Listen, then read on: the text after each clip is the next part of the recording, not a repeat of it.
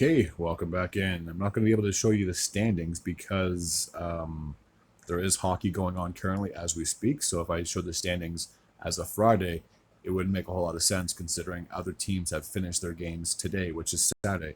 So Friday, we had a total of 6 games on tap, starting in Carolina as the Hurricanes played host to the Detroit Red Wings.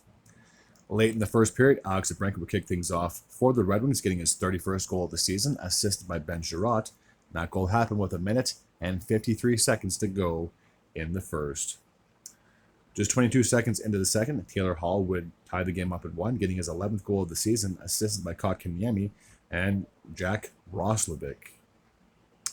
Speaking of Roslovic, he'd get on the goal scorer sheet himself, getting his 21st goal of the season from Kotkaniemi and Morrow, 5:44 of the second period, giving the Hurricanes a 2-1 lead. Jalen Chatfield would increase the lead to 3-1, 12:18 of the second, getting his 6th of the season from Sean Walker and Seth Jarvis, increasing the lead to 3-1.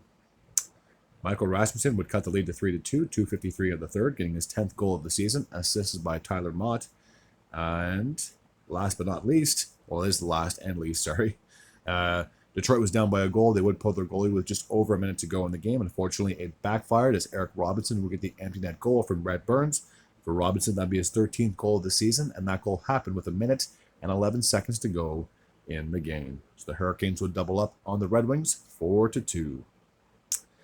The Oilers were continuing their road trip. They were taking on the New York Islanders. There was no scoring in the first, and the second, Leon Draisaitl would break the tie, getting his league-leading 48th goal of the year from Connor Brown and Evan Bouchard, 8:46 of the second period. Just 1:21 into the third, Bo Horvat would tie the game up at 1, getting his 21st goal of the season unassisted. We would need overtime to settle this one, and big surprise, the guy who has the most goals in the league would get his 49th goal of the season. Leon Draisaitl, his second goal of the game from Connor McDavid, and Calvin Pickard, who picked up his first assist as a goaltender. The Oilers finally stopped their losing streak, and if you're an Oilers fan, not only was this a huge win, but you got to hope this is momentum swinging into the last X amount of games of the season. You don't want to be going in on a losing streak, and if they want home ice advantage, especially in round 1, they needed this win. The Winnipeg Jets, the number 1 team in their division, taking on the number 2 team in their division, the Dallas Stars. Dylan Sandberg would kick things off for the Jets in the first, getting his 5th goal of the year from Mark Scheifele and Kyle Connor, 8:01 of the first. Kyle Connor would strike again, getting his 34th goal of the year from Scheifele and Velarde, 17:02 of the first period, so the Jets had a 2-0 lead heading into the second. Kyle Connor, now he would pick up his second goal of the game, his 35th of the year from Josh Morrissey and Mark Scheifele, 6:43 of the second period, increasing the lead to 3-0.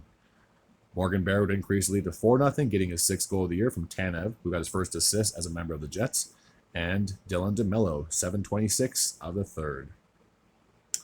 Mason Marchment would finally get the Dallas Stars on the board, 16:11 of the third period, getting his 16th goal of the year, assisted by Dandanov and Cody Ceci.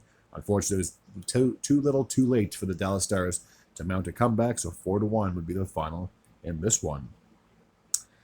Calgary Flames played host to the Colorado Avalanche. Ryan Lindgren would get his first goal as a member of the Avalanche since that trade with the New York Rangers, getting his 3rd goal of the year, assisted by Ross Colton, 13:21 of the first. Parker Kelly would increase the lead to 2-0, getting his 6th of the year from Logan O'Connor and Jack Jury, 15:24 of the second period, putting the Avs on top 2-0. Blake Coleman would score early in the third, getting his 13th of the year from Coronado and Mackenzie Weegar, cutting the lead to 2-1. Parker Kelly would get his 2nd goal of the game, his 7th of the season from Ross Colton, 5:55 of the third, giving the Avs a 3-1 lead. Jonathan Huberdeau would strike, getting his 25th of the year on the power play from Rasmus Anderson and Farabee, 16:22 of the third. And then Calgary was down 3-2. They pulled their goalie. Valerie Nichushkin would get the empty net goal, his 16th of the season from Sam Girard. And that goal happened with 1:39 seconds to go in the game. So the Avs would double up on the Flames, 4-2.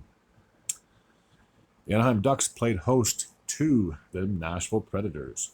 Troy Terry would kick things off late in the second period with just over 4 minutes to go, getting his 18th of the season, assisted by Frank Vicharno.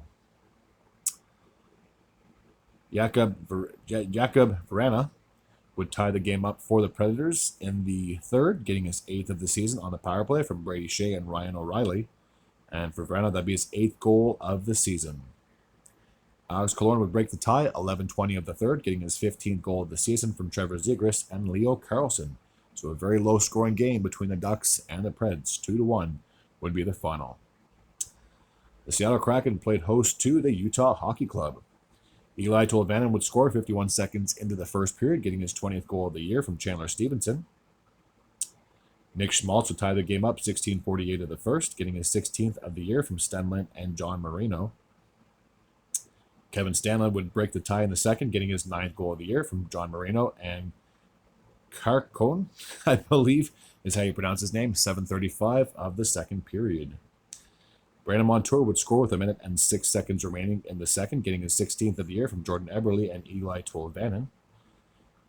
Capo Caco would break the tie in the third, 10:29 to be exact, getting his 11th goal of the season unassisted.